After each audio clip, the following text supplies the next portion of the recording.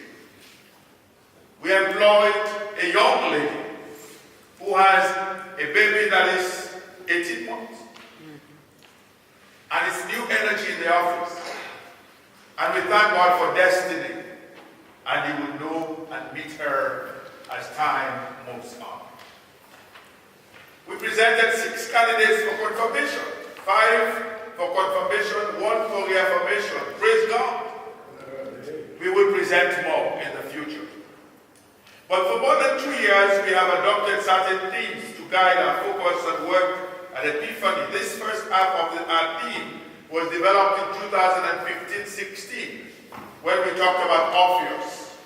And the second part was in 2016-2017 to remind us that we are together in this work and to recognize that God has called us into this work together. I am challenged by the realities of the majority of our churches, especially the African American communities within the Episcopal Church. They seem to be dying and getting smaller. person, I attended a workshop which was to the Stop in Church. And then the diocese picked up Survive and Thrive. Many of us went there. And then we recognized that something needs to be done. Interruptions, assessment, planning, and action. Those are the 4 stages. You get to a point you become, something is interrupted. And right now, a lot is interrupted. We can't meet our finances. We don't have enough manpower and everything. So we have to assess, and then we want to plan. If you look at my note, you would see that it explains that.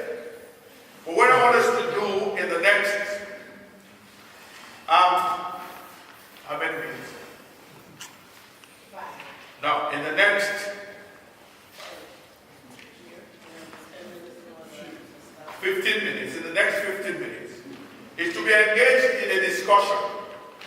And I have already printed out the 3 ministries we voted on. And we're going to be divided into 3 groups. You may not like the group you are going to be in, but this is a strategy to work together. So I am going to watch and observe. Alicia, please come on. She's my instructor on this one. So we have the 3 ministries that we agreed upon.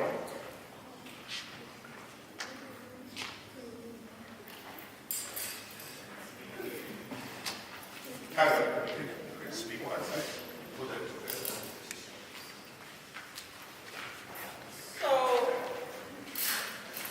to give you just a little bit of background, you've heard our financial report, and it looks a bit dire. And any thinking person says, there are 30 of us, there are 40 of us. We're running around doing every little project that we can, and 40 people can't sustain a church. So what the bishop has been looking at is ways to make the church grow. And she's been to Mount Nebo, best friends with Pastor Washington over at Reed. We've been looking at the mega churches, and we've been looking at the little churches in Southern Maryland, looking at how they are growing. And the overall theme to their growth is really in service and in ministry to the community. And so what the vestry did the other day was take a really hard look at ourselves. And we said, we are great at planning. We are great at programs. We can give you a list of 40 things, and somehow or other we figure out how to get them done. But at the end of the day, do those 40 things sustain us? Do those 40 things have us look outside to the community to see how we feed them? Are we being fed? We have a lot of activity going around, and I know a lot of you all are thinking about that because you talked to me about it. So last year, we figured out we know what to do. Where we fall down as a vestry, and I'll take ownership of, the leadership of that, we fall down in implementing. It is hard for us to do it. We can think it, we can plan it, but then you have to implement. And last year we said the community needs family ministries. We want to focus on children, single parents, the elderly, fathers and sons. And a year went by, and we were able to maybe do our one breakfast that focused on fathers and sons. We were able to walk the neighborhoods for Evangelism 250, but that was maybe 2 or 3 people doing that. And then we had our hunger ministry, and we did one breakfast bonanza, and we're going to be ready to do our second one. So that was 3 out of the 40 things that we did. So what we want to do this go round is say, the people we want to bring into the church, through our own analysis and that of the diocese, have said, this is where the need is. We need to be fed, spiritually and physically. So that's where we got the hunger ministry. We need to be telling them that we're here. That's where the evangelism project is about. about and telling them God's good word. And we need to meet families. Single parents working 2 and 3 jobs just to put a roof over their kids' heads. What are their needs? Daycare, food, tutoring, mentoring for their children. Those are the things that if we can reach out to this community and the surrounding cities and begin to provide those services, then they're going to come and join us. And we won't be 40 tired people. We will begin to grow. The readings this morning has a central theme of God who is always with us and God who always loves us. Today I want to speak from Ruth's perspective, that Ruth's life is characterized by grace. She did not look at her situation of the loss that she and Naomi had suffered, but Ruth looked with an expectation in calling what is not yet as occurring in her life. She followed Naomi to a place of birth, and God miraculously provided Ruth with a husband. What I want to say to all of us this morning, God is able to do every and anything for us. It depends on where our mind is. God's timing is always the best. God is never late. God is always on time. Because when Naomi said to Ruth, I'm old, I can't give you a child. And even if I bore a child, you would wait until he grows old for you to marry. In Ruth says, in Ruth chapter 1 verse 16, don't ask me to return from following you. Where you go, I will go. Your people will be my people. Your God will be my God. May the Lord do so to me and more, if but death separates me from you. I call that commitment. Grace is sustained by a spirit of commitment. When God promises us what he gives us freely, we need to be committed to that. If she had returned, she would have missed it. But she followed Ruth. She followed Naomi to the very end. And out of that union between Ruth and Boaz comes Obed. And Obed, the father of David, and David, the ancestry line of Jesus. What a miracle. God can use any of us. Amen. God can use every and any one of us because of his grace. God gives us what we do not deserve. And when we see what God gives us, it is an invitation to opening our lives to the impossibilities. The second thing I want to speak about is the gospel. I watch Jesus, or I imagine Jesus standing there watching all these people as they brought their money and put them in the coffers. We have talked about finance this morning. And if you look at the structure of our church, there are some of you who can give big. But there is a widow among us. We don't know the widow. There is a widow among us, not in terms of the money they put in the offering plate every week, but in their willingness to be a part of giving their best to God. Jesus watched as this lady came in, and she watched all these ones who were putting bundles of money. She looked in her purse, she had only a penny.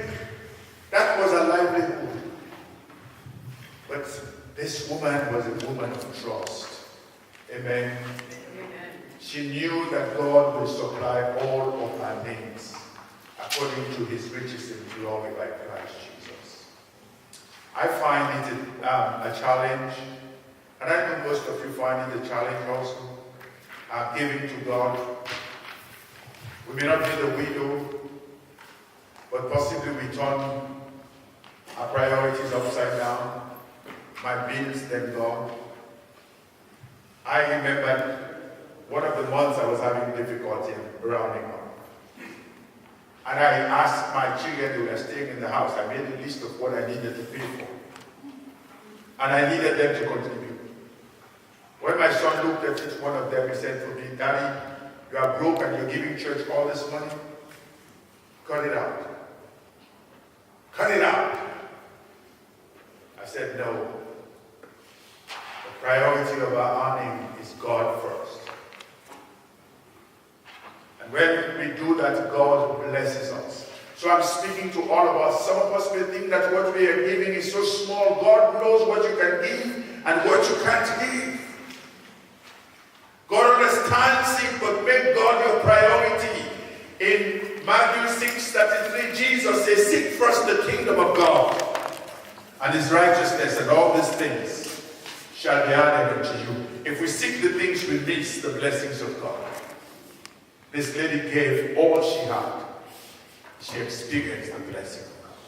I pray that the energy that you have displayed today will not be just for this week, not for next week, but for the entire life that we will meet again. And prophetically, one day we will come and these tables will not be enough to house our annual meeting. Because I see the energy in you. Don't give up. Don't. Keep pressing on. Be like Ruth. Follow to the end. And God has the blessings for each one of us. Amen. Amen. Amen.